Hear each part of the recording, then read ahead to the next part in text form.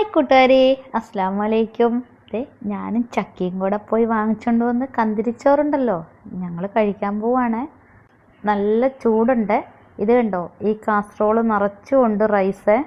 എന്ത് ടേസ്റ്റാണെന്നറിയാമോ ഈ പള്ളിയിൽ നിന്ന് കിട്ടുന്ന ചോറിന്. എനിക്ക് ഒത്തിരി നാളായി ഇങ്ങനെ ചോറ് കിട്ടിയിട്ട്. എൻ്റെ കുട്ടിക്കാലത്തൊക്കെ കിട്ടുമായിരുന്നേ. ഇതിപ്പം ഞങ്ങളുടെ ഹയാത്തുദ്ദീൻ പള്ളിയിൽ നിന്ന് കിട്ടിയതാണ്. ബീഫ് കറി കുറച്ചേ ഉള്ളേ, പക്ഷേ അതിന് ഒടുക്കത്തെ ടേസ്റ്റാണ്. അതിൻ്റെ സ്മെല്ലുണ്ടല്ലോ, പറയാനറിയത്തില്ല, അത്രയും സ്മെല്ലാണ്. ഇത് കണ്ടോ, ആ കവറിൻ്റെ അകത്ത് പറ്റിപ്പിടിച്ചിരിക്കുന്നതിന് കണ്ടോ എന്ത് ടേസ്റ്റാണെന്ന്. ചക്കിക്ക് ഞാൻ കൊടുത്തേ, ചക്കി കഴിക്കുവാണ്. ചക്കിയോട് ഞാൻ ചോദിച്ചാൽ എങ്ങനെയുണ്ടെന്ന്. അപ്പോൾ ചക്കി പറയാണ് സൂപ്പറാണെന്നത്. ഉമ്മ കഴിച്ചു നോക്കാൻ പറഞ്ഞുകൊണ്ട് അവൻ എനിക്ക് തരുവാണ്. എന്തായാലും ഞാൻ രാവിലെ ചിക്കൻ കറിയും വെച്ചായിരുന്നു, പത്തിരിയും വാങ്ങിയായിരുന്നു നബിദിനമായതുകൊണ്ട്. അപ്പോൾ ഒന്നും ഇവർ കഴിച്ചില്ല.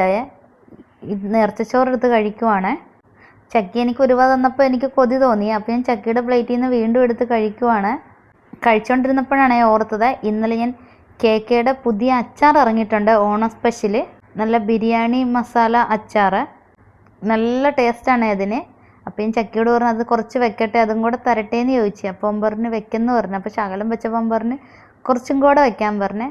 അങ്ങനെ വെച്ച് ആ അച്ചാറിന് ഭയങ്കര ടേസ്റ്റാണ്. എൻ്റെ കൂട്ടുകാർക്ക് എല്ലാവർക്കും പള്ളിയിൽ നിന്ന് ചോറ് കിട്ടിയിട്ടുണ്ടെങ്കിൽ കിട്ടാത്തവരും കിട്ടിയവരും ഒക്കെ ഒന്ന് കമൻറ്റ് ചെയ്യണേ എങ്ങനെയുണ്ടെന്ന്. നമ്മളൊക്കെ പണ്ട് മദ്രസയിൽ പഠിക്കുമ്പം എന്തെല്ലാം പരിപാടികളൊക്കെ ഉണ്ടായിരുന്നല്ലേ. ഇപ്പം ഇതൊന്നുമില്ല. ഇപ്പോഴത്തെ കുട്ടികൾക്ക് അതിനെക്കുറിച്ചൊന്നും അറിയാൻ പോലും വേണ്ട.